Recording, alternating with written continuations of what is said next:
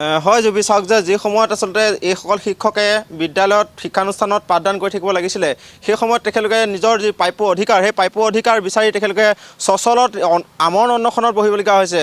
16 তাৰিখৰ পৰা এই আমৰণ অন্বেষণৰ কাৰ্যসূচী ইতিমধ্যে আৰম্ভ হৈছে। আজি 3টা দিন অতিক্ৰম কৰিছে। অপ্ৰাদেশিকৃত যিসকল শিক্ষক সেই শিক্ষকসকলৰ প্ৰাদেশিকীকৰণৰ দাবীত প্ৰায় 19,000 শিক্ষক আছে। প্ৰাথমিকৰ পৰা উচ্চ পৰ্যায়লৈকে 19,000 শিক্ষক আছে। সেই 19,000 শিক্ষকৰ প্ৰাদেশিকীকৰণৰ দাবীত তেখেতলোকে প্ৰতিবাদ সাব্যস্ত কৰিছে বিগত 3টা দিনে।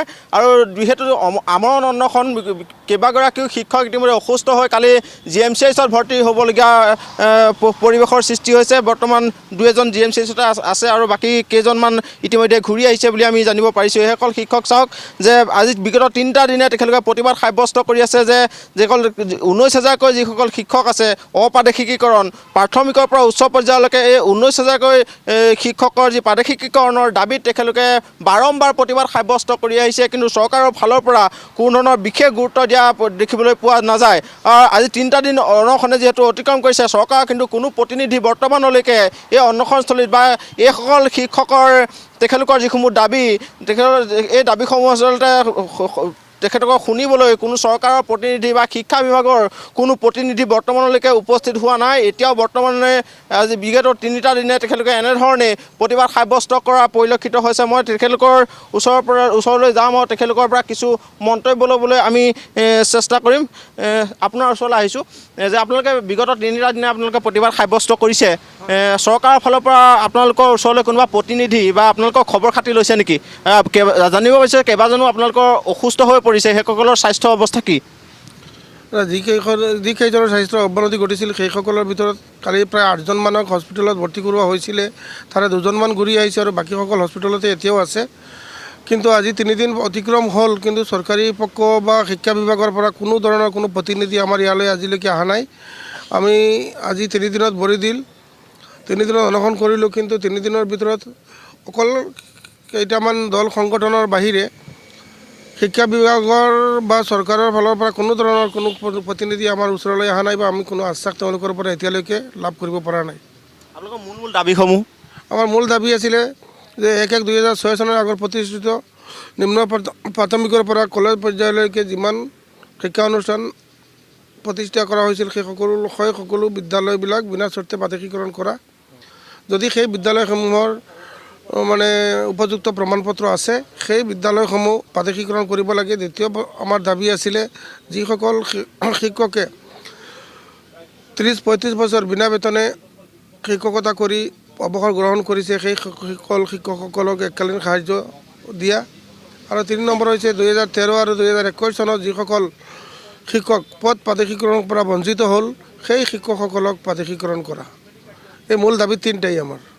আৰু মূল দাবীটোৰ ভিতৰত আছে আমাৰ এই যিখন আইন শিক্ষক হত্যাকাৰী আইন 2017-18 যি আইন প্ৰণয়ন কৰিছে সেই আইনখনৰ কাৰণে আমাৰ এই দাবীসমূহ পূৰণ কৰিব পৰা নাই চৰকাৰে বা আমাৰ এই কথাখিনি চৰকাৰে মানিব পৰা নাই। গতিকে সেই আইনখনৰ পূৰ্ণাংগ সংশোধন কৰি হ'লেও আমাৰ এই দাবীসমূহ পূৰণ কৰিব লাগে।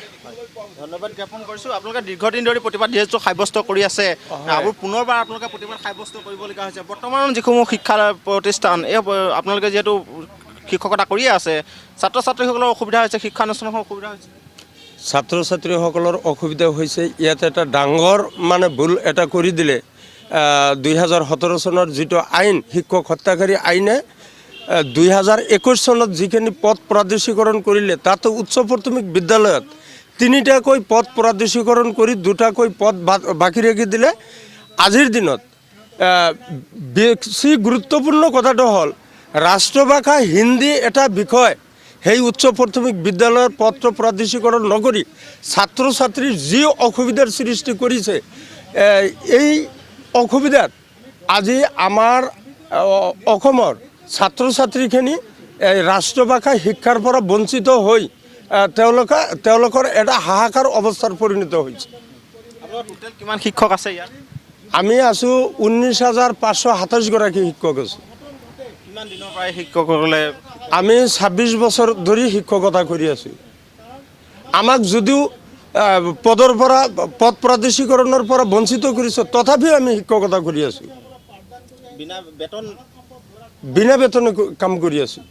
ধন্যবাদ কি ক'ব গোটেই বিষয়টো আপোনালোকৰ চৰকাৰে এতিয়ালৈকে গুৰুত্ব দিয়া দেখা চাওক আমি আমাৰ গোটেই অসম জুৰি প্ৰায় ২০-২৫ বছৰৰ পৰা আমাৰ শিক্ষকসকলে হয় নাৰায়ণ, আমি এটা কথা জানিব বিচাৰিছোঁ যে তেখেতসকলে নিজে উল্লেখ কৰিছে যে দীৰ্ঘদিনৰ পৰা তেখেতসকলে প্ৰতিবাদ সাব্যস্ত কৰি আছে, কিন্তু সেই প্ৰতিবাদৰ প্ৰতি চৰকাৰে সমৰ্থন দিয়া নাই। ৩টা দিন হৈ গ'ল তেখেতসকলে ভোকে পিয়াসে তাতে প্ৰতিবাদ সাব্যস্ত কৰি আছে, আৰু কিমান দিনলৈ, কাৰণ তেখেতসকলে উল্লেখ কৰিছে যে ৩টা দিনৰ পিছতো কিন্তু কোনো চৰকাৰী বিষয়ববীয়া বা শিক্ষা বিভাগৰ তৰফৰ পৰা কোনেও তেখেতসকলৰ ওচৰলৈ অহা নাই। গতিকে কিমান দিনলৈ আৰু তেখেতসকলে প্ৰতিবাদ সাব্যস্ত কৰিব? যদি এই প্ৰতিবাদৰ প্ৰতি সমৰ্থন নজনায় তেন্তে ইয়াৰ পৰৱৰ্তী পদক্ষেপ কি হ'ব?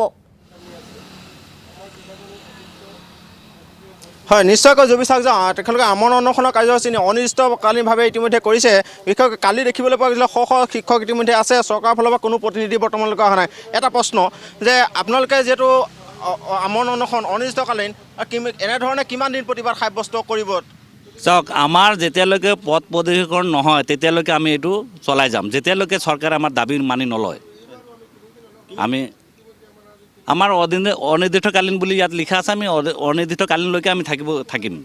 এতিয়াতো আপোনালোকৰ বহুত শিক্ষক এনেধৰণে অনশন কৰি পেলাইতো অসুস্থ হৈ পৰিছে। তেখেতসকলে যদি কিবা হয় তাৰ কাৰণে দায়ী হ'ব চৰকাৰখনে, কাৰণ যিহেতু আমি চৰকাৰক বিভিন্ন সময়ৰ পৰা দাবী জনাই আছোঁ যে আমাৰ বিনা বেতনত শিক্ষকতা কৰা শিক্ষকসকলৰ পদখিনি প্ৰদৰ্শীকৰণ কৰিব লাগে। নাৰায়ণ, ৩টা দিন উকলি গ'ল কিন্তু কোনো অহা নাই। তেখেতসকলে আশা কৰেনে যে অনাগত দিনকেইটাত কোনোবা আহিব তেখেতসকলৰ ওচৰলৈ?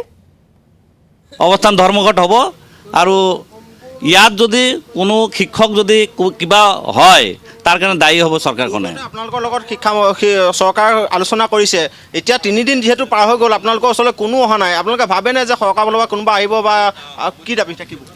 চাওক, আমি আশাবাদী নিশ্চয় চৰকাৰখনে হয়তো আমাৰ যিটো দাবী মানি ল'ব, কিন্তু তেওঁলোকে এই মুহূৰ্তলৈকে তেওঁলোকে কোনো গুৰুত্ব দিয়া দেখা নাই, কিন্তু আমি আশাবাদী।